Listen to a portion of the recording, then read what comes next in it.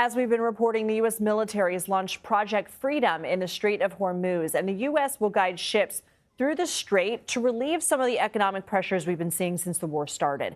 President Trump says the military has already targeted some Iranian vessels. He wrote in part on Truth Social today, quote, Iran has taken some shots at unrelated nations with respect to the ship movement Project Freedom. He added, quote, we've shot down 7 small boats, or as they like to call them, fast boats. It's all they have left. CBS News national security contributor Sam Vinograd joins us now. So when you hear the U.S. military will guide ships through the strait, what risks stand out to you?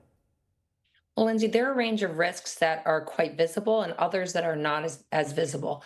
We know that the Iranians spend a good deal of time mining the strait itself. So the US military had to go through and remove mines for the pathways in which it is escorting vessels through the strait. At the same time, we also know that the Iranian regime retains these small, fast boats via the IRGC, as well as, according to what happened today, various aerial capacity in terms of missiles as well as drones. So we certainly have the direct risk of mining.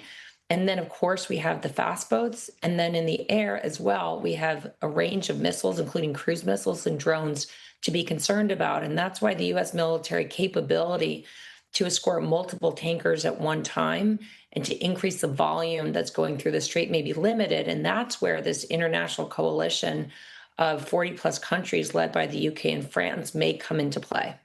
And President Trump is threatening to blow Iran off the face of the earth, his words, not mine, if it strikes any U.S. ships. What option does Iran have to respond? Well, Trump has said that before, of course. This is a bit of a sense of deja vu. And we could expect the Iranian regime to try to ramp up attacks against U.S. vessels transiting the strait. But I feel like we're in a game of brinkmanship here. The U.S. government is trying to show that it can escort vessels through the strait safely. And the Iranian regime has a decision to make about whether they're really going to break the ceasefire and reopen this kinetic conflict. So the Iranian regime has options left.